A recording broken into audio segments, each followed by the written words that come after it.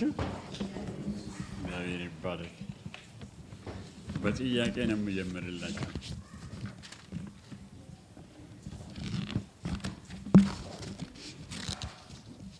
አስተማሪ እንኳን አይደለሁም እንዳንዳንድ ሰው፣ ግን በጥያቄ ልጀምራችሁ። ባለፈው ጊዜ ከኔ ጋር የተማራችሁት ምን እንደሆነ ታውቃላችሁ? ታስታውሳላችሁ? ባለፈው ጊዜ አብረን ያየነው ነገር ምንድን ነው? ምን ነበር?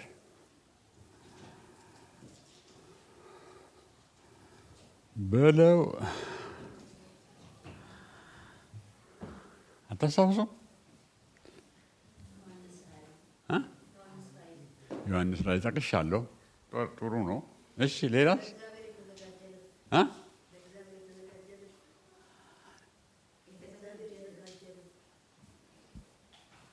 ኦኬ፣ ሌላ አንድ ነገር ነግራችሁ ነበር።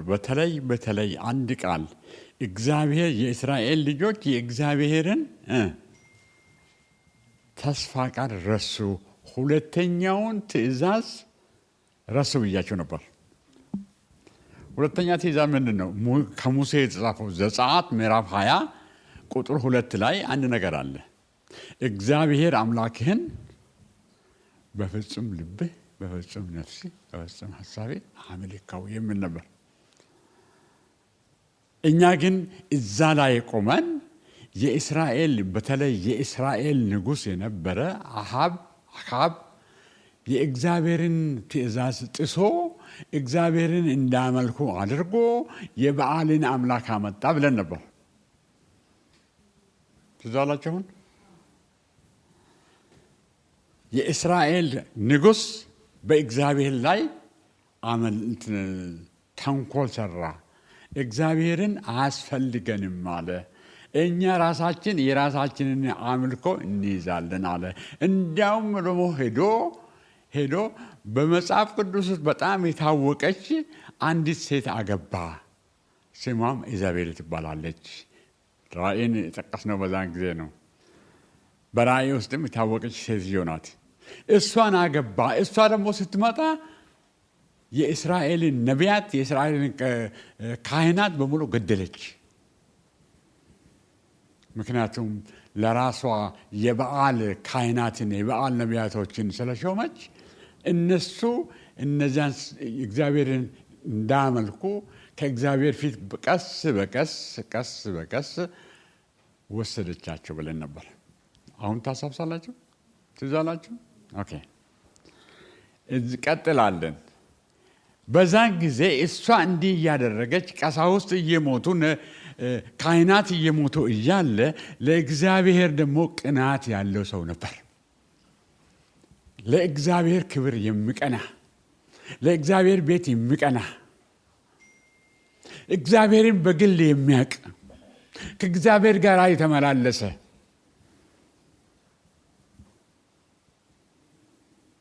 ለእግዚአብሔር ቅናት የነበረ ሰው ነበረ።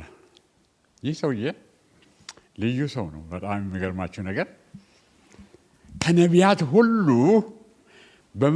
በብሉይ ኪዳን ውስጥ ካሉት ነቢያት ሁሉ ዩኒክ ነው። በጣም የታወቀ ነው።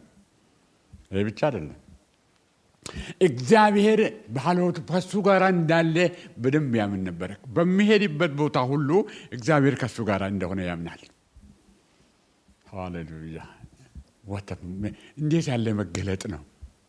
እግዚአብሔር የትም ቦታ ሄዱ፣ የትም ሁኑ፣ እግዚአብሔር ከእናንተ ጋር መሆኑን መረዳት ትልቅ ማስተዋል ነው። ይህ ሰውዬ ኤልያስ ይባላል።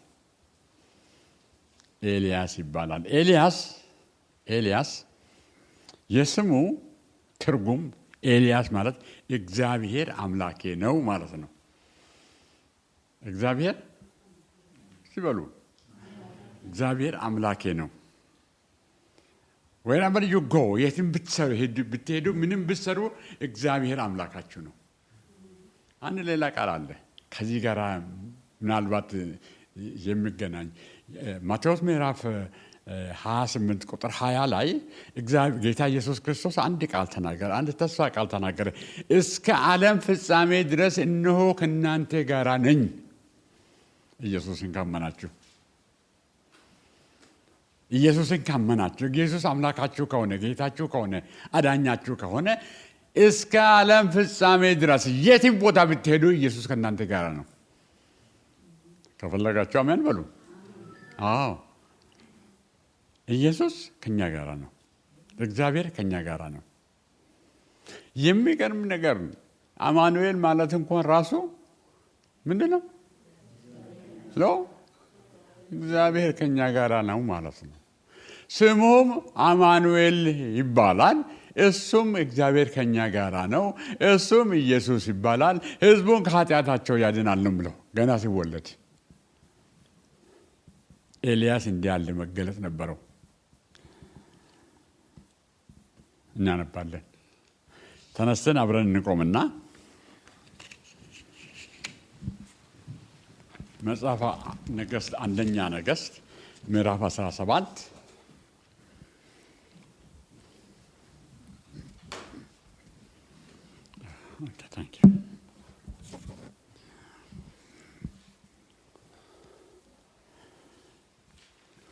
ምዕራፍ 17 ከ1-7 አነባለሁ። ከዛ በኋላ እንጸልያለን።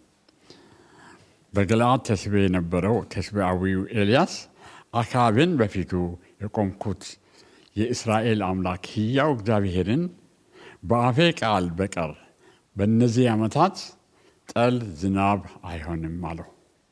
የእግዚአብሔርም ቃል እንዲህ ሲል ለእርሱ መጣለት፣ ለኤልያስ ከዚህ ተነስተ ወደ ምስራቅ ሂድ፣ በዮርዳኖስ ትይዩ ባለው በኮረት ፋፋ ውስጥ ተሸሸግ፣ ከወንዙም ትጠጣለህ፣ ቁራዎቹም በዛ የመግቡ ዘንድ አዝዣለሁ። ሄዶም እንደ እግዚአብሔር ቃልም አደረገ። ሄዶም በዮርዳኖስ ትይዩ ባለው በኮረት ፋፋ ውስጥ ተቀመጠ። ቁራዎቹም በጠዋትና በማታ እንጀራና ስጋ ያመጡለት ነበር፣ ከወንዙም ይጠጣ ነበር። ብዙ ቀንም በኋላ በምድር ላይ ዝናብ አልነበረምና ወንዙ ደረቀ። እናመሰግናለን። እንጸልይ። እግዚአብሔር አምላካችንና አባታችን ሆይ እናመሰግናለን። አንተ ለእያንዳንዳችን ዓላማ አለህና እናመሰግናለን። ለምታመኑ ታማኝ ነህና እናመሰግናለን። እግዚአብሔር አምላኬና መድኃኒቴ ሆይ ዛሬ ለእያንዳንዳችን አንድ ቃል አምጣለን። ለእያንዳንዳችን ተናገረን። የማመልከው አምላክ በቃሉ እንዳለ እንደሚያደርግ አምናለሁ። ጌታ ሆይ ዛሬ አንተ የምትለውን እንድናምን እንድንቀበልህ በተስፋ ቃል ላይ እንድንቆም በጌታ በኢየሱስ ክርስቶስ ስም ትረዳን ዘንድ ጸልያለሁ። ከእያንዳንዳችን ጋር አሁን ያስተምራን ጌታ ሆይ፣ ከኔ ጋር አሁን ጌታ ሆይ አምላኬ ሆይ ከአፌ የሚወጣ ቃል እግዚአብሔር ሆይ ከአንተ የሆነ ብቻ፣ ከቃሊ የመጣ ብቻ፣ በመንፈስ የተመራ ብቻ ለሕዝቤ እንዲደርስ አድርግ። እኔንም አፌንም ጠብቀኝ በኢየሱስ ስም አሜን፣ አሜን። በመጽሐፍ ቅዱሳችን ውስጥ የመጀመሪያ ሄሊኮፕተር ሜንሽን የተደረገው እዚህ ነው። ከእኔ ጋር ናቸው? ሄሊኮፕተር መጥቶ በአየር ምግብ ስጥል ታየው እዚህ ነው። አይገርማችሁም? እንደዛ ነው የተጀመረው እኮ። በኋላ እኮ ሰዎች አሁን ዛሬ ሄሊኮፕተር አመጡና በጦር ሜዳ በድርቅ በነበረበት ቦታ ምግብ በአየር የሚያመጡት ከዛ የተነሳ ነው። መጀመሪያ የጀመረው ማን ነው? የኔ ጌታ እግዚአብሔር ነው የጀመረው። ምን አለው ለኤልያስ? መጀመሪያ ኤልያስ የእግዚአብሔርን ሕልውና አገኘና እኔ በሱ ፊት በሚቆመው በአምላኬ እምላለሁ፣ እሱ እንዳለ አደርጋለሁ። ለምንድን ነው እንዲህ ያለው? ለምንድን ነው ዝናብ አይሆንም ያለው? ምክንያት አለው። ታውቃላችሁ ምክንያቱም? በዝናብ ዘንድ እስራኤልን ቻለንጅ ያደረገበት ዋና ምክንያት አለው። የኢዛቤል አምላክ በዓል የሚባለው የልምላሜና የዝናብ አምላክ ይባላል። ትርጉሙ ይሄ ነው። በዓል ዝናብን ያዘንባል፣ ልምላሜን ያመጣል፣ ህዝቡ በቃ በምግብ ችግር የለውም የሚል ነበረ። እንደዚህ ብሎ ነበር እስራኤልን ያሳቱት። እስራኤል ህዝብ ከእግዚአብሔር የተመለሰበት ዋና ምክንያት ይሄ ነው። ዝናብን የፈጠረ አምላክን ረሱት። የዝናብን አምላክ ረሱት። የፍጥረታትን አምላክ ረሱት። ከመጀመሪያ የነበረውን አምላክ ረሱት። የእግዚአብሔርን ተስፋ ቃል ረሱት። ታውቃላችሁ፣ ሰለሞን መጀመሪያ የእግዚአብሔርን ቤተ መቅደስ ሰራና በዛ ቤተ መቅደሱ ሲመረቅ የጸለየው ጸሎት አለ። ህዝቢ ኃጢአት ብሰራ፣ ህዝቢ ካንተ ቢመለስ፣ ነገር ግን ንስሐ ቢገባ፣ ወደዚህ ቢመጣ፣ አጥፍቻለሁ ብል ዝናብን አምጣላቸው፣ ሀገራቸው ይረስስ፣ ህዝቢ ምግብ ያግኝ አስበን ብለህ ነበር ጸለየው። ከዛ ቀደም ብሎ ደግሞ ሙሴ ዘሌዋውያን ምዕራፍ 26 ሄዳችሁ ብታነቡ ሙሴ ለእስራኤል ልጆች አስተማራቸው። እናንተ እግዚአብሔርን ብትተዉ፣ ከእግዚአብሔር መንገድ ፈቀቅ ብትሉ፣ እግዚአብሔር ብቆጣችሁ፣ ድርቅም ቢያመጣባችሁ፣ ሀገራችሁ ምግብ ቢያጣ፣ ወደ እግዚአብሔር ብትመለሱ፣ ንስሐ ብትገቡ እግዚአብሔር ዝናብን ያመጣላችኋል። የንስሐ የበረከት ጊዜ ይመጣል። ዘሌዋውያንን 26 አንብቡ። እንደገና ጀምሮ ሁለተኛ ጊዜ ደግሞ እግዚአብሔር በሙሴ ደግሞ ተናገረ ይላል። ዘዳግም 11 ላይ the same scenario እግዚአብሔር ይናገራል። አሁን ግን የእስራኤል ንጉሥ፣ ባለፈው ጊዜ ስለ እስራኤል ንጉሥ ተነጋግረን ነበር። ታስታውሳላችሁ? ብዙዎቻችሁ ለምን እንደሆነ አላውቅም፣ የኔ ጃጃ አእምሮ ይሻላል።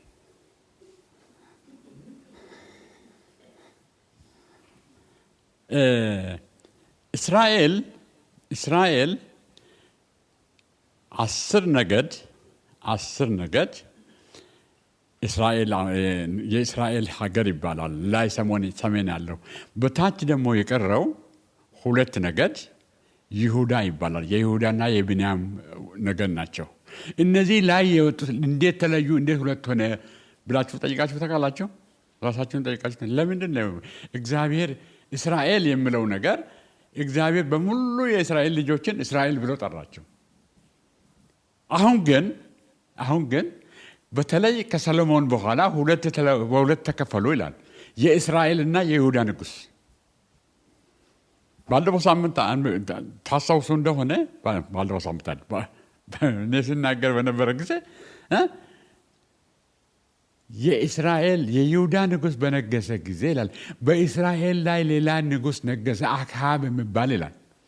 ይህ አክዓብ በእግዚአብሔር ፊት ከሱ በፊት ከነበሩት ነገስታት የከፋ አልበቃም ብሎ እነዚህ እግዚአብሔርን ለማስቆጣት እስከዚህ አልቻሉም ብሎ አሰበና ልዩ ሆናለሁ፣ ልዩ ንጉሥ ሆናለሁ ብሎ አሰበና በእግዚአብሔር ላይ ተነሳ ይላል። አንደኛ ነገሥት ምዕራፍ 16 አንብቡት። እግዚአብሔር በዚህን ጊዜ አክዓብን ምንም አላለው። የእግዚአብሔር ትዕግስት ይገርማል። ስትሄዱ እግዚአብሔርን ስትተዉ እግዚአብሔር ዝም ብሎ ያያል። ዝም ብሎ ያያል። እግዚአብሔር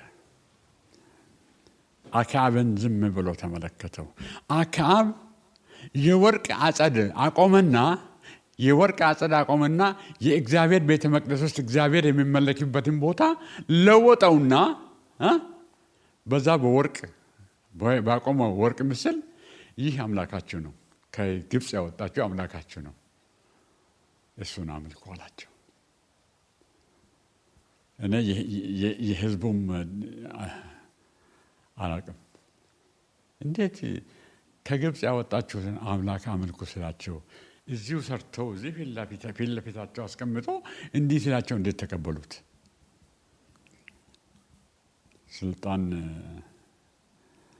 ስልጣን ሁሉ ነገር ያስረሳል መሰለኝ።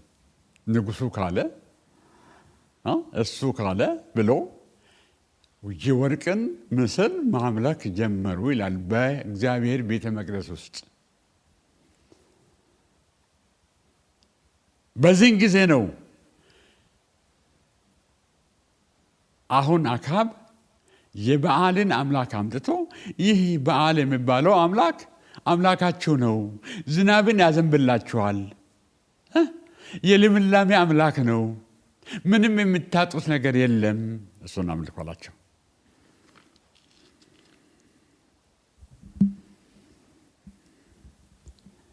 ከአባቶቻቸው ለያቸው ይላል፣ ከአምላካቸው ለያቸው ይላል፣ ከተስፋ ቃሉ ለያቸው ይላል። እግዚአብሔር ከመጀመሪያ በረከትን በዚህ አፈስላቸዋለሁ ብሎ የተናገረውን የእግዚአብሔርን ተስፋ ቃል አስረሳቸው ይላል። አስረሳቸው የምትለው ነገር አንድ ነገር ልንገራችሁ። በእግዚአብሔር ቤት ውስጥ ወገኖቼ እዚህ ለመምጣት ምክንያት ፈጥራችሁ ከቀራችሁ የሚቀጥለው ሳምንት ደግሞ ሌላ ምክንያት ይፈጥራል። እንዳትመጡ ራሳችሁን ፈትኑ። እዩት። ዛሬ አንድ ምክንያት ፈጥራችሁ ትቀራላችሁ። እንደዚህ ስለሆንኩ በጣም ትልቅ እንግዳ ስለመጣብኝ ከእግዚአብሔር የበለጠ ማለት ነው ቤተክርስቲያን አልሄድኩም። የሚቀጥለው ሳምንት ደግሞ አጅሬ ሌላ ነገር ያዘጋጅላችኋል። the more you are ከእግዚአብሔር ፊት መገኘትን ባቋረጣችሁ ቁጥር ምክንያቶቹም እየጨመሩ ይሄዳሉ። እነሱ እየጨመሩ በሄደ ቁጥር እናንተ ደግሞ እየቀሰቀዛችሁ ትሄዳላችሁ። መጨረሻ ላይ ትሞታላችሁ። የሚቀር ነው የሚሞተው። ሁላችሁም ማለት አይደለም። ኦኬ አንድ ነገር ልንገራችሁ። በሳይንስ የተደረሰ ነገር ነው። እንቁራሪት የሚያውቅ ሰው አለ? እስቲ እንቁራሪትን የሚያውቅ ሰው። እንቁራሪት ሁል ጊዜ ውሃን ይወዳል። ቀዝቃዛ ውሃ ነው የሚወደው። ኦኬ የሚገርማችሁ ነው፣ እንቁራሪትን ለመቀቀል ይቻላል። ቀዝቃዛ ውሃ የሚወደውን እንቁራሪት በሞቅ ውሃ ልታቃጥሉ ትችላላችሁ፣ ልትቀቅሉ ትችላላችሁ። እንዴት አድርጋችሁ? በጣም ቀዝቃዛ በሆነ ውሃ ውስጥ ከተቱት። ከዛ በኋላ ቀስ ብላችሁ ኢንክሪዝ አድርጉት። ማሞቂያውን ውሃውን እየሞቀ እንደዚህ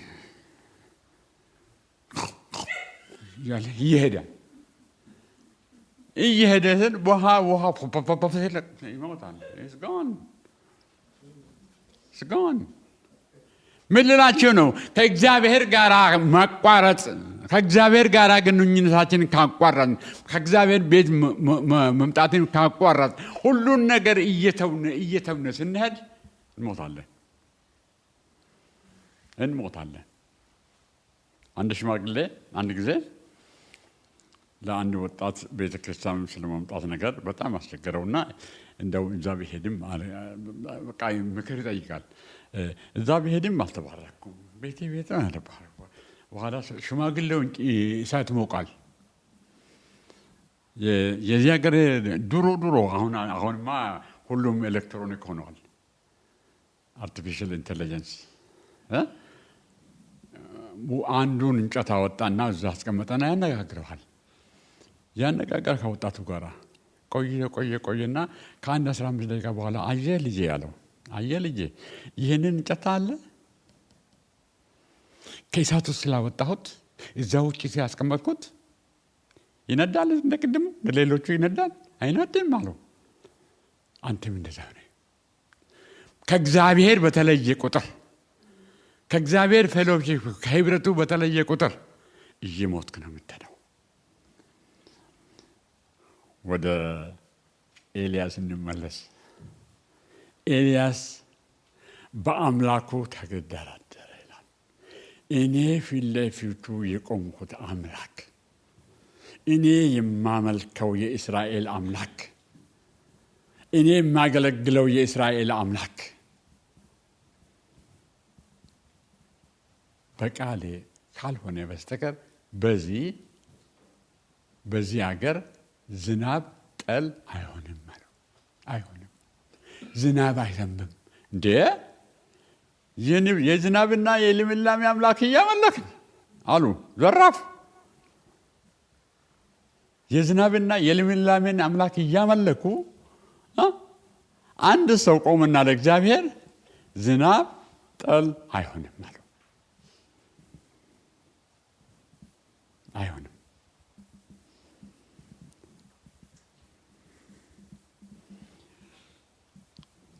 ኤልያስን ልዩ ነቢያት ብያቸው ነበር ቅድም። ምን ያህል ስለ ኤልያስ ታሪክ እንደምናውቅ አላውቅም። በአዲስ ኪዳንም የታወቀ ነቢይ ነው። በአዲስ ኪዳንም ተገልጿል። የብሉይ ኪዳን ነቢይ ብቻ አይደለም። በፊቱ የቆምኩት የእስራኤል አምላክ በቃሌ ካልሆነ ዝናብ ወይም ጠል አይሆንም ያለው ነቢይ ከስንት ሺህ ዓመት በኋላ በጣም አርጅቷል ብላችሁ እንዳታስቡ ብቻ። ከስንት ሺህ ዓመት በኋላ በአዲስ ኪዳን ተገለጸና ይላል በመገለጥ ተራራ ላይ ይላል ከጌታ ኢየሱስ ጋር ቆሞ ሲነጋገር ታየ ይላል። ምን አይነት ታማኝ አምላክ ነው! ምን አይነት ታማኝ አገልጋይ ነው! ለምታመኑበት ታማኝ ነው። ለሚያገለግሉት ይገለጻል። ከሱ ጋር ይሆናል። ኤልያስ የማመልከው አምላክ ከአፌ ቃል በስተቀር ዝናብ ወይ ጠል አይሆንም አለው ለአክዓብ። አክዓብ ከመጣፊም አልቆጠረውም። አክዓብ አሁን ካነበብነው አክዓብ አንድ ቃል አልተናገረም። አስታውሳለሁ ይህን ቃል አንብበን ከቤተ ክርስቲያን አዲስ አበባ በኢዮቤልዩ ቤተ መንግስት በኩል አልፈ ነበረው ዛለታ እና የክብር ዘበኞችን ጋርድ ቆሞ እንደዚህ አየሁ። ማንም ብቅ አይልም። በዛ ኤልያስ እዛ አለኝ። ቤተ ክርስቲያን ስለሱ አጥንተን ስለነበረ ኤልያስ እዛ አለኝና አሁን አይገባኝም። እንዴት አድርጎ እነዚህ ሰዎች አልፎ እነዚህ ወታደሮች አልፎ ንጉሱ ጋር የደረሰ ብዬ ሳስብ ነበር። የነገስታት ንጉስ እዚህ ምድራዊ ነገስ ወይ አይኑ ይታወራል ወይ አእምሮ የለም። እግዚአብሔር ግን ቃሉን ያቀርባል እና በጣም ገረመኝ። ንጉሱ ጋር ገብቶ ቤተ መንግስት ውስጥ ገብቶ ንጉሱ በተቀመጠበት ቦታ ስለ ንጉስና ስለ ዙፋን ድንገራችሁ አንድ አሜሪካዊ ነበርና ጃንሆይ ጋር እንዲቀርብ ሄዶ ጃንሆይን ለማስተማር ነው የመጣውና ጃንሆይ ጋር እንዲቀርብ ጃንሆይ እንዲያናገረች ጠሩት። ጃንሆይ ጋር ሲደርስ አለ ይሄኛውን አለፈኛ ጃንሆይ እዛ ቁጭ ብለዋል።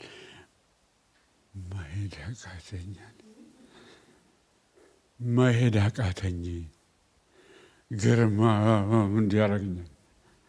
አሜሪካዊ እኮ ነው። ይሄኛው ግን ተስቢሃዊው ኤልያስ ግን በገጠር ውስጥ የተወለደ ማንም ስለሱ የማያውቅ ሰው ንጉሱ ጋር ገባና ፊት ለፊቱ ቆመና ስማኝ አለው። ንጉሱ አይደለም ስማ የሚለው እሱ ነው። ንጉሱን ስማ የሚለው ከአፌ የሚወጣ ቃል ካልሆነ በስተቀር በዚህ ሀገር ለሚቀጥሉት ዓመታት ነው ያለው። የሚገርማችሁ ነገር ነው ነገ አላለም እኮ በሚቀጥሉት ዓመታት ዝናብ ወይ ጠል አይሆንም አለ። ያዙት አለ። ጥጋበኛ ያዙት አለ አላለም። ንጉሱ ራሱ ደነገጠ። ምክንያቱም ከዚህ በፊት ያልሰማው ነገር ነበር የመጣበት። ስለዚህ ኤልያስ የማመልከው አምላክ ዝናብ ጠል አይሆንም አለ። የእስራኤል ላይ በእግዚአብሔር ላይ የተነሱ ነገስታት በእግዚአብሔርን ለማስቆጣት ከሱ ስልጣን የኔ ይበልጣል የሚሉት በውድድር የመጡት ነገስታት እግዚአብሔር ላይ እንትና ሲያደርጉ እግዚአብሔር በአንድ ቃል ብቻ ከአፌ በሚወጣው ቃል ካልሆነ በስተቀር ለሚቀጥሉት ዓመታት ዝናብ ወይ ጠል አይሆንም። የዝናብ የጠል አምላክ እያመለኩ ዝናብ ጠል አይሆንም በሀገራቸው ተባሉ።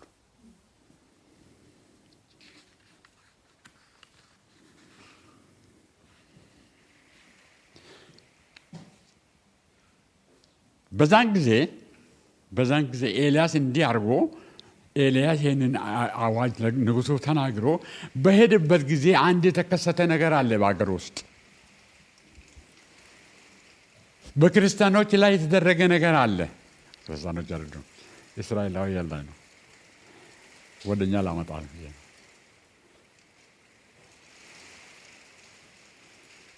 ምን አይነት እምነት፣ ምን አይነት ፕሬሸር፣ ምን አይነት ችግር ውስጥ እንዳለን የተረዳን አይመስልኝም። ሐሙስ ብዙውን ጊዜ አልመጣም። ሐሙስ መጣሁና ጆኒ አንድ ነገር ተናገረና በጣም ዲስተርብ አደረገኝ።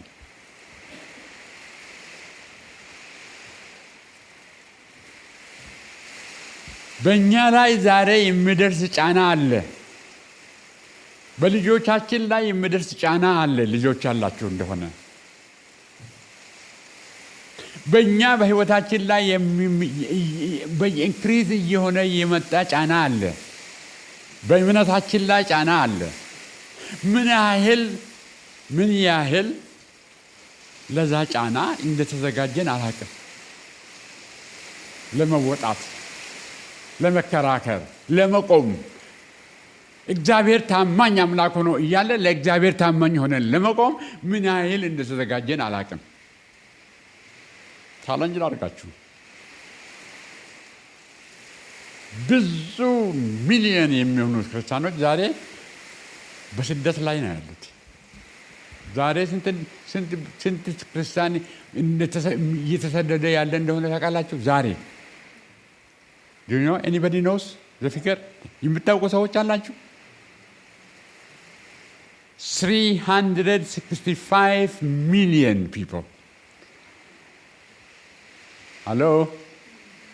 365 million ክርስቲያኖች እየተሰደዱ ናቸው። ጫና አለባችሁ። ነገ በእናንተ ላይ ቢደርስ እናንተ ለመቋቋም ትችላላችሁ? We have to stand today. ዛሬ መቆም አለብን። ዛሬ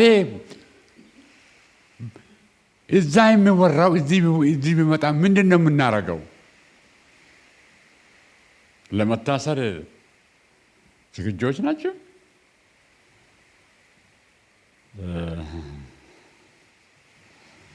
እንኳን ለእምነት መታሰር ይቅርና ለትንሿም ነገር እግሬ አውጪኝ ነው የምንለው። ኤልያስ በዛን ጊዜ በነበረ ጊዜ እግዚአብሔር ግን በጣም የሚገርም አምላክ ነው። ኤልያስን እንዲነካ አልፈለገም። ምክንያቱም ገና የምሰራው ነገር አለ። ኤልያስ ታማኝ ስትሆን፣ በእግዚአብሔር ታማኝ ስትሆን፣ እግዚአብሔር ታማኝነትን ይዝና አንተን መጠቀሚያ ያደርጋል። ለክብሩ እንድትውል ያደርግሃል። ኤልያስን እግዚአብሔር ተከላከለው። ልክ ተናግሮ ከቤተ መንግስት ሲወጣ በር ላይ የእግዚአብሔር ቃል መጣለት ይላል። ጊዜ አልፈጀውም እኮ እግዚአብሔርን አነጋግሮ ንጉሱን አነጋግሮ ሲወጣ እግዚአብሔር መልእክት አመጣ። ወደ ዮርዳኖስ ማዶ ሂድ፣ በኮረቱ ውስጥ ተሸሸግ፣ ምግብ እመጣልሃለሁ። እንዳው ደግሞ ሄሊኮፕተር ደግሞ በየቀኑ እሷ የኔ ቋንቋ ናት። ቁራዎቹ ምግብ እንጀራና ስጋ ያመጡላል። ቁራ ምን እንደሆነ ታውቃላችሁ? ማን ነው ስለ ቁራ የሚያውቅ ሰው? ሄሎ፣ ስለ ቁራ የሚያውቅ ስለ ቁራ አሞራ የሚያውቅ ሰው አለ? ዋን ኦፍ ዘ ሰልፊሽ በጣም ራሱን የሚወድ ከአሞራ መካከል ቁራ ነው። ቁራ የራሱን አይሁን እንጂ የሌላውን ቁራ ጫጩት ይበላል። ያገኘውን ነው የሚበላው። ያገኘውን ይበላል ቁራ። እግዚአብሔር ግን አዘዘው፣ አንተ ለሱ ነው የምትወስድ፣ ለአትበላም አለው።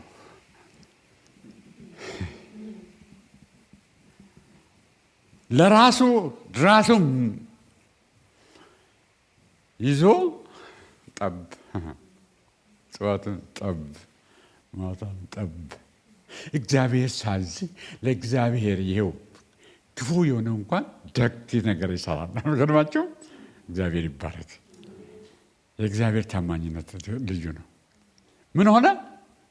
ቁራው ጠዋትና ማታ ይላል። ደግሞ አንድ ጊዜ እኮ ብቻ ቢሆን ነው ጥሩ ነበር አለ እንደ እግዚአብሔር ዛሬ ቢያዘውና ዛሬ እንግዲህ ቁራ እንደገና ደግሞ እግዚአብሔር የሚገርማችሁ ነገር ደግሞ ልክ ሰዓቷ ሲደርስ ቁራው ሄዶ ምግቡን የሚያወስድበት እግዚአብሔር ያሳየዋል። ታውቃላችሁ ቁራ በሰማይ ሲሄድ ምን ያህል ማይል ምግብ መሬት ላይ እንደሚሄድ ታውቃላችሁ? እኔ እንኳን ቁራ አይደለም እኔ የሰማሁት ስለ ንስር ነው። ንስር በሰማይ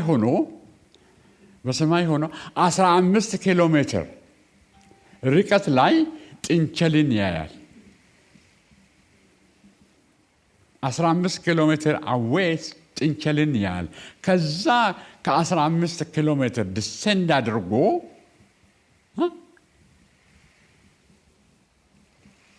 በምን ስፒድ እንደሚሄድ እኔ አላውቅም።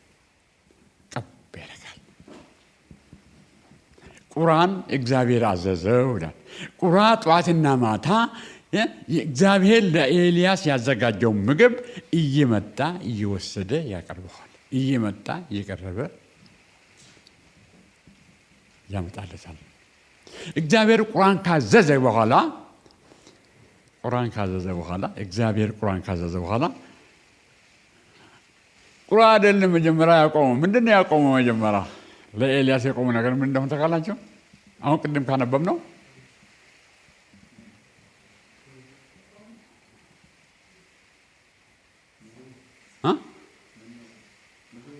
ምግቡ አይደለም። ምግቡ አልቆመም።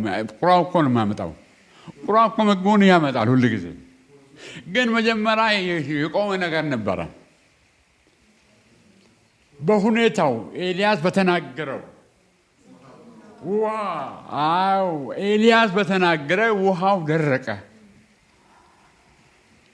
ደረቀ። አሁን እግዚአብሔር ለኤልያስ ምን ያህል እንደሚያስብለት አላችሁ። አይገርምም? ምን ያህል አንተ ብቻ ለእግዚአብሔር ታዛዥ ነው። አንቺ ብቻ እግዚአብሔርን ታዘዥው። እግዚአብሔር ስለ አንቺ ይጠነቀቃል።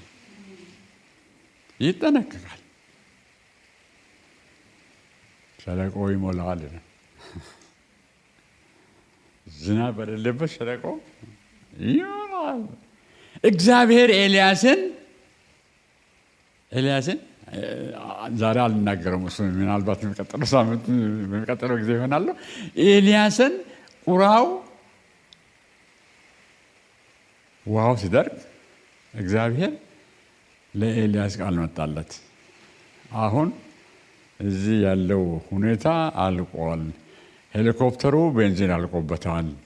ሹፌሩም የለም፣ ፓይለቱም የለም። ወደ ሌላ ቦታ መሄድ አለብህ ብሎ ይነግረዋል። እናየዋለን። ኤልያስ ታደገን አለ። እርዳን፣ አስመልጠን ጌታ ሆይ አለ።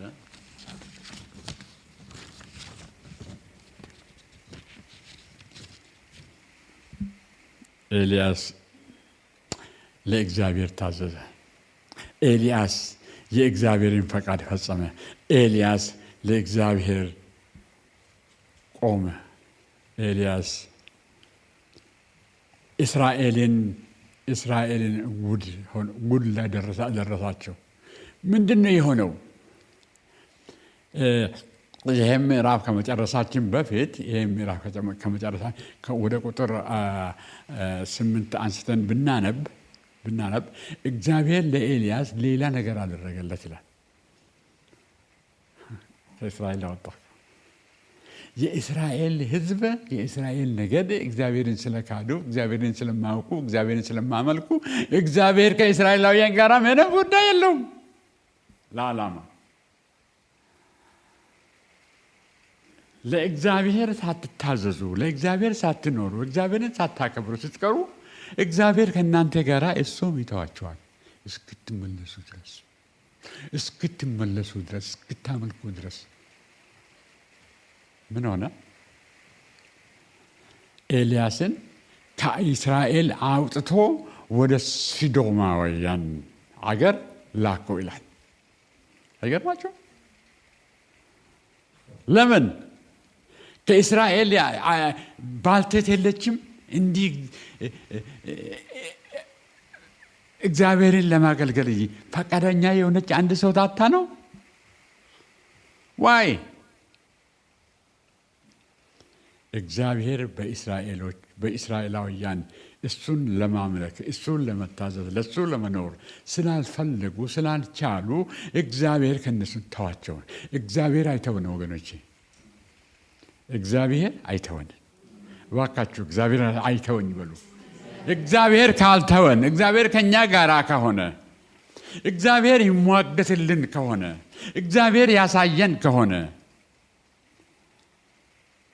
እናመልጣለን። ዛሬ የምታዩትን ምንድን ነው ያለው እግዚአብሔር ለሙሴ? ዛሬ የምታዩቸውን ግብፃውያንን ሁለተኛ አታዩቸውም። በፊት ሬድሲ ቀይ ባህር፣ ከኋላ ፈርዖን፣ በጎንና በጎን ደግሞ ተራራ ነበረ።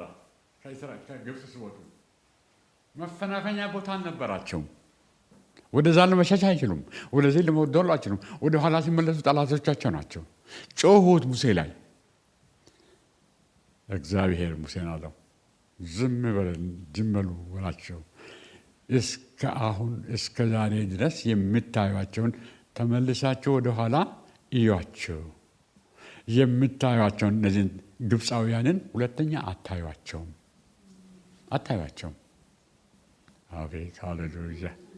እግዚአብሔርን ተስፋ ስታደርጉ፣ በእግዚአብሔር ስትታመኑ፣ እግዚአብሔር ከኛ ጋር ከሆነ። ስለዚህ ነው መጽሐፍ ቅዱስ እግዚአብሔር ከኛ ጋር ከሆነ ማን ይቃወመናል የሚለው። ማን ይቃወመናል? ሆይሲ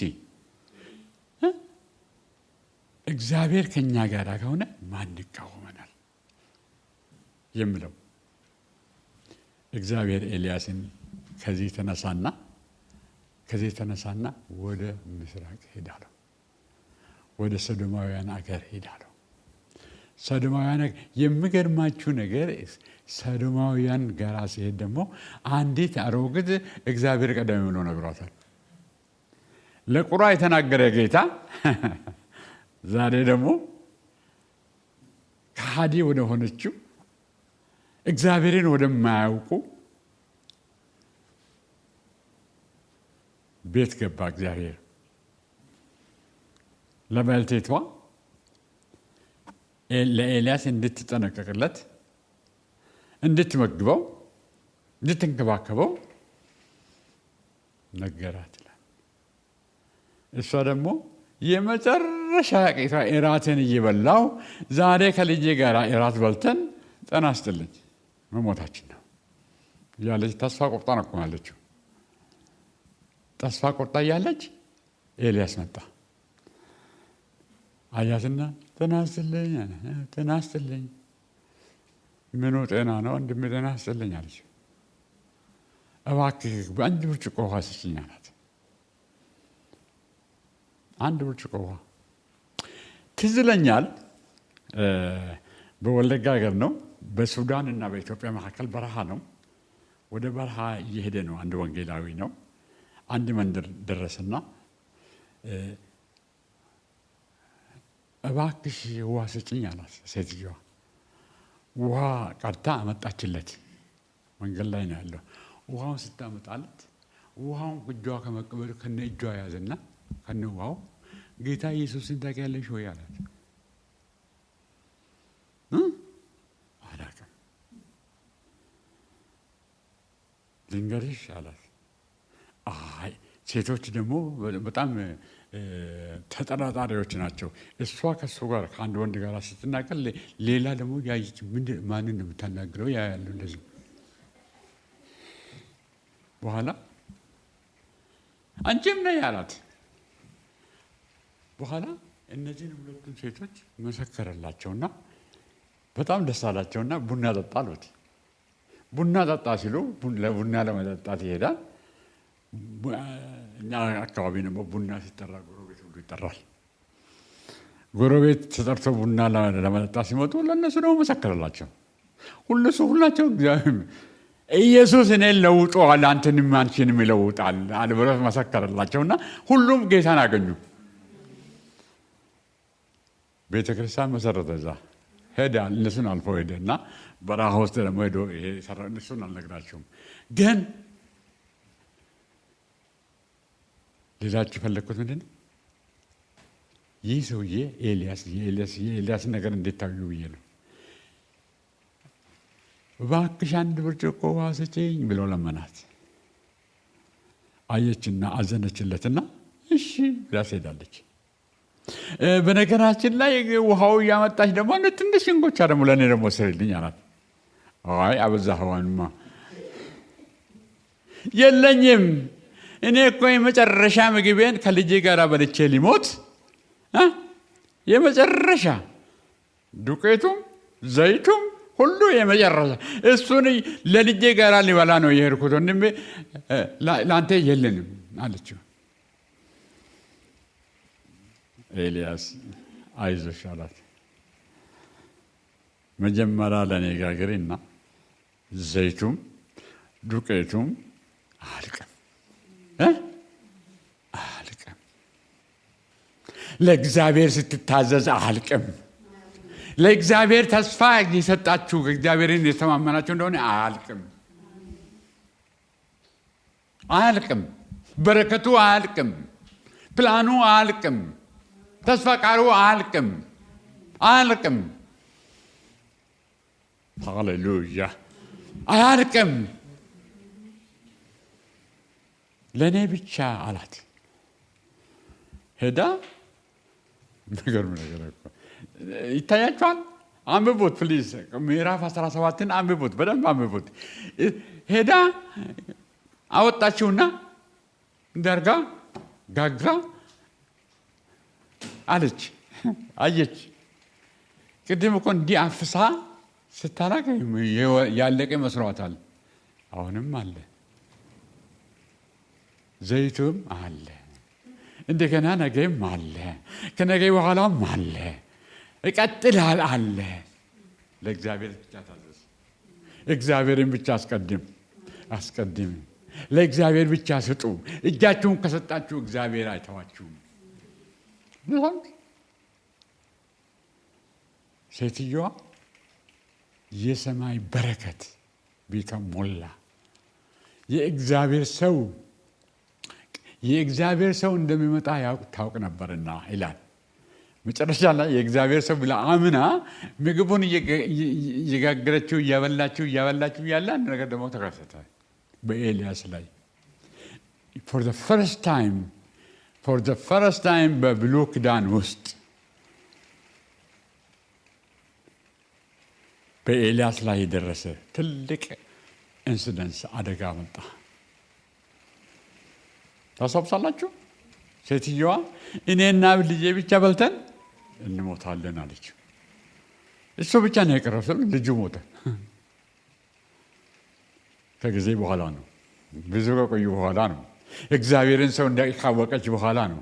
አንተ የእግዚአብሔር ሰው ከኃጢአቴን ልታጋልጠኝ ነው የመጣኸው። አንተ የእግዚአብሔር ሰው ሆነ ልጄን እንዲሞት ምክንያት የሆንከው አንተ ነህ አለችው።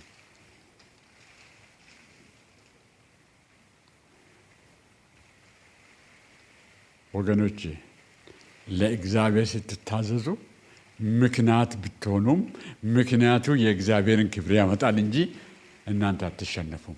አትሸነፉም።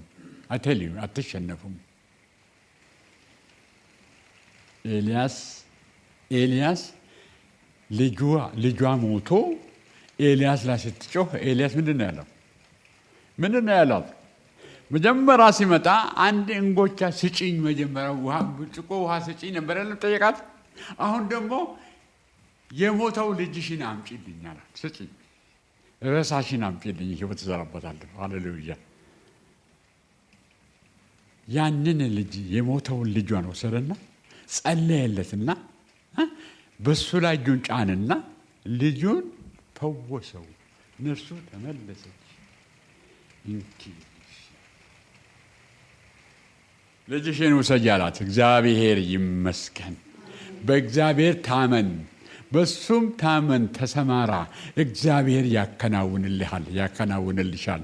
ኤልያስ for the first time ብሉይ ኪዳን ነፍስን ሲያድን ከሞት ሲያስነሳ የመጀመሪያ ጊዜ ነው።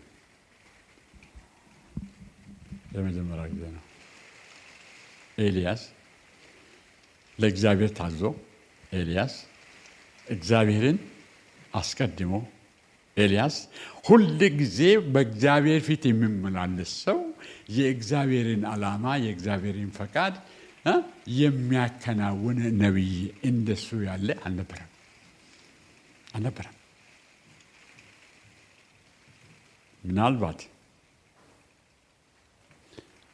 ምናልባት በሚቀጥለው ጊዜ ኤልያስ ምን እንደሚያደርግ ደግሞ እናያለን። ምክንያቱም ዛሬ ኤልያስ አክዓብን ተማግቶ የእግዚአብሔር ኃያልነት፣ የእግዚአብሔር አምላክነት፣ የእግዚአብሔር ፈጣሪነት፣ እግዚአብሔር ሰማይና ምድርን የፈጠረ አምላክ ዝናብን ሊያዘንብ የሚችል እግዚአብሔር ብቻ እንደሆነ ያሳየው። እንዴት አድርጎ እንዳሳየው የሚቀጥለው ጊዜ እናያለን። እንዴት አድርጎ ታፑን እንደከፈተው ራሱ እኮ እንደዘጋው አይደል እንዴ? ራሱ እንደዘጋው ለሚመጡት ዓመታት አለው ከአፌ እስኪወጣ ድረስ አንድ ዝናብ ጠብ አትልም አለው። ልምላሜ የለም አለው። በሀገሬ ድርቅ ነው የሚሆን አለው። እስራኤላውያን ደግሞ ሁል ጊዜ ይሄ እየተደጋገመ በብሉይ ኪዳን ውስጥ በተለይ ዘሌዋውያንን አንብቡ፣ ዘዳግምን አንብቡ፣ ዘጸአትን አንብቡ። ከእግዚአብሔር በዞሩ ቁጥር እግዚአብሔርን በረሱት ቁጥር ፊታቸውን ከእግዚአብሔር በመለሱት ቁጥር ድርቅ ነው የሚይዛቸው። ሀገራቸውን ድርቅ ይዛቸዋል። ወይ ደግሞ ከእግዚአብሔር እንዲማረኩ በጠላቶቻቸው ከሀገራቸው ለቅሟቸው እንዲሄዱ ያደርጋቸዋል። ሌላ ነገር አለ እዚህ ላይ ስለ እስራኤላውያን በተለይ ስለ ኖርዝ ንጉሥ ነገድ ስለ ኖርዝ ነገድ አሁን እስራኤላውያን ተብሎ ተጠሩት ሰማርያውያን የሆኑበት ዋና ምክንያት አለ። ሰማርያውያን የተባሉበት ዋና ምክንያት እስራኤል ድሮ በሙሉ እስራኤል 12ቱ ነገድ በኢየሩሳሌም ነበረ የሚያመልኩት። እስራኤል ግን ተለይቶ አንድ ንጉሥ ወስዶ ወደ ሰሜን በሚሄድበት ጊዜ ሀገራቸውን፣ ሕዝባቸውን፣ ማምለኪያ ቦታቸውን፣ ካህናቸውን ሁሉ በዓል አሳበው ሰማርያ አሉ። ስለዚህ ሰሜኑ መንግስት ሰማርያውን ተብለው ተሰየሙ። ሰማርያ የተባለበት ዋናው ምክንያት ነው። ይሄ ብቻ ደግሞ አይደለም።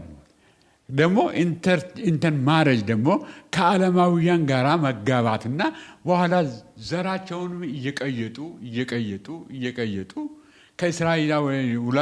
ከእስራኤላውያን ከመጋባት ከዓለማውያን ተጋብተው ልጆቻቸው በሙሉ ቅይጥ ሆኑ። የሙሴን ሕግ ረሱ። የእግዚአብሔርን ሕግ ረሱ። በእግዚአብሔር ፊት የእግዚአብሔርን አምልኮ ረሱ። የሚገርማችሁ ነገር ወደ ኋላ ተመልሳችሁ ነገሥትን 8 ብታነቡ ምን ይላል መሰላችሁ? እስራኤላውያን ኢየሩሳሌም ሄደው እንዳመልኩ የእግዚአብሔርን አምልኮ እንዳይቀጥሉ በእኛ ሀገር እኛ የራሳችንን ቤተ መቅደስ የራሳችንን ካህን አቆመን እዛ እንዳይሄዱ እናደርጋቸዋለን አሉ። ምን ልላችሁ ነው? if you leave God እግዚአብሔርን ከተዋችሁ እግዚአብሔር ይተዋችኋል። ሲምፕል ዛት። ኢየሱስን ከተዋችሁ ኢየሱስ ይተዋችኋል። ጦራ ዝምዝም የለም። ጥምዝዝ ነገር የለውም። እግዚአብሔርን አምልክ፣ እግዚአብሔር ይመለካል። ለእግዚአብሔር ታዘዝ፣ እግዚአብሔር ይባርካል። ከእግዚአብሔር ተመለስ፣ እንደ ሰማርያውያን ድርቅ ያጠወልግሃል።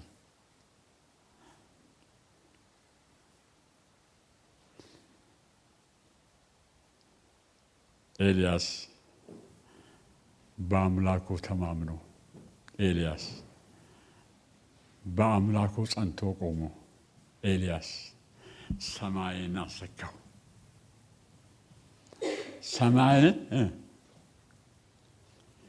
እምነታችሁ ምን ያህል ነው በእግዚአብሔር ላይ? በዚህ ጨርሳለሁ። እያንዳንዳችን አንድ ነገር እነግራችኋለሁ። እያንዳንዳችን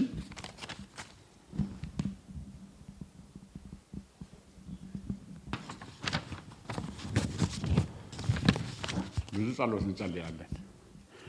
ጸሎት እንጸልያለን። እኔ አንድ ቁልፍ የሆነ ነገር ልንገራችሁ። በእግዚአብሔር ቃል ላይ የተመሰረተ በደንብ አዳምጡኝ።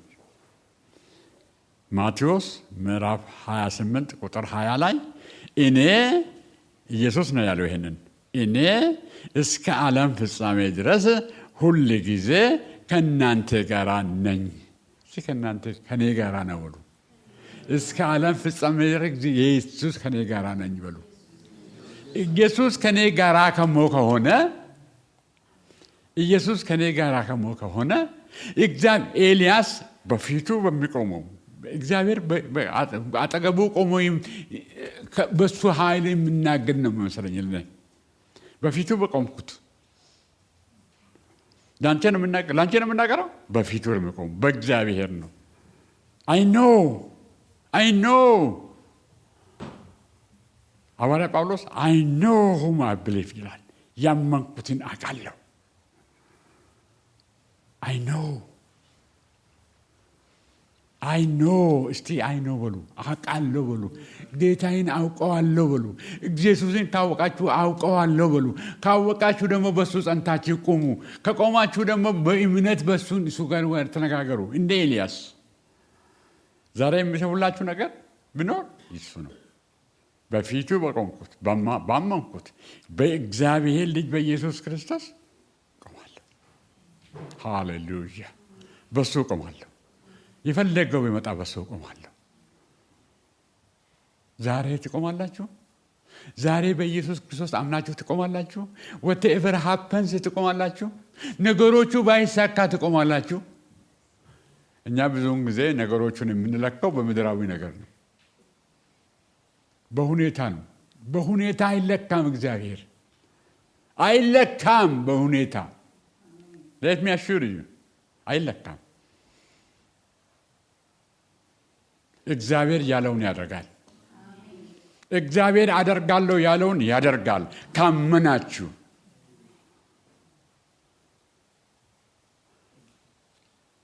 በዚህ ጨርሳለሁ። እዛ ሀገር በመጣው ጊዜ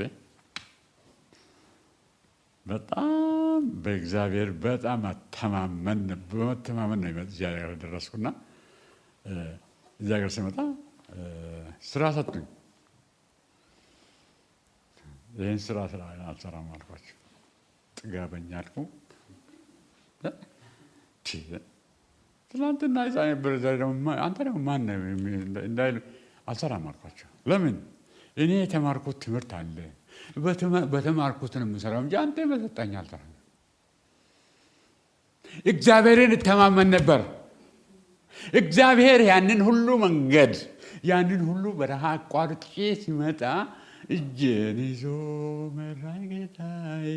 እጄን ይዞ ነው ይመራኝ። እዚህ ያመጣኝ እሱ ነው። አሁን ደግሞ ይሰጣል አልሰራም አልኳቸው። አምነው ነበር። የሚገርማችሁ ነገር ለትምህርት አመለከትኩና ይህንን አንተ እንግዲህ የምትፎክረውን ስራ ለመስራት ኳሊፊኬሽኑን ለማግኘት አንድ ዓመት አስፈልግሃል አሉኝ። ሁለት ከመጣህበት መስሪያ ቤት ደብዳቤ አምጣ አሉኝ። ሄሎ እኔ ደግሞ እዛን ጊዜ ስሜ በየአደባባዩ ተለጥፏል። ኢትዮጵያ ውስጥ አዲስ አበባ ውስጥ ተለጥፏል። መጀመሪያ ስሜ ሲለጠፍ እኔ ስምንተኛ ክፍል ሲፈተን ነው። ስምንተኛ ክፍል ተፈትኜ የት እንደተመደብኩ ለማወቅ ነው ትምህርት ሚኒስቴር የሄድኩት። ስሜ ተለጥፎ ያየሁት። አሁን ግን በወንጀል ሀገሩን ጥሎ ከወጡት ሰዎች ጋር ሸሽቶ ከወጡት ሰዎች ጋር ተብሎ ተለጥፏል። ወረቀት አምጣ አሉኝ። እዚህ ስራውን ለማግኘት ጉዳይ ነው። አምነዋለሁ። እዛ ውስጥ ሁሉ አቋርጬ እንዲመጣ ያደረገኝ አምላኬ አምነዋለሁ አልኩኝ። ሰጠኝ፣ ደብዳቤውን ሰጡኝ። ሶስት ኤንቨሎፕ ሰጡኝ። ጸለይኩበትና ላኩት ወደ ኢትዮጵያ።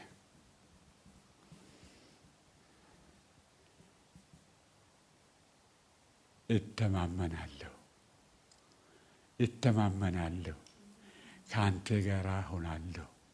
እኔ እስከ ዓለም ፍጻሜ ድረስ አልተውህም፣ አልጥልህም ያለኝ ጌታ አምኜዋለሁ። የሙጥኝ አልኩት ጌታን። አንተ እንደፈለግክ አድርግልኝ አልኩት ጌታን። አንተ ባታደርግም እኔ ግን አልሰራም። That's what I said. You know something? ሁሉም ደቅደቅ አድርጎ ማህተም አድርጎበት ላኩት። ሃሌሉያ። ከዛም እንዳውም ደግሞ ደብዳቤ ብቻ ሳይሆን ኢንተርናሽናሊ ደግሞ ኢንተርናሽናል ነርሲንግ አሶሲዬሽን ላይ ነርሲንግ ካውንስል እንደተፈረመና ጄኔቫ ላይ ስሜ እንዳለ ነው አወቅኩ። ዛን ጊዜ እንደውም አላወቅኩም ከዚህ በፊት። ኧረ በደንብ ታውቃለሁ አልኩኝ። በቃ ዘራፍ። እግዚአብሔር ታማኝ ነው። በፈለጋችሁት ሁኔታ ብትሆኑ እግዚአብሔር ታማኝ ነው። ዛሬ ይህን ነገር ብቻ ልተዋላችሁ። እግዚአብሔር በወረቀታችሁ ላይ፣ በሁኔታችሁ ላይ፣ በህይወታችሁ ላይ፣ በምታደርጉት ላይ ታማኝ ነው። ታማኝ አይደለም? አዎ ታማኝ ነው። አውቃለሁ ታማኝ ነው ጌታ። ተማመኑና ቆሙ በሱ። የማመልከው አምላክ በፊቱ የቆምኩት አምላክ አለ ኤልያስ። በፊቱ የቆምኩት አምላክ እግዚአብሔር ታማኝ ነው። ተነስተን እንቆም። ምድረ በዳ የነገር ተፈተኛ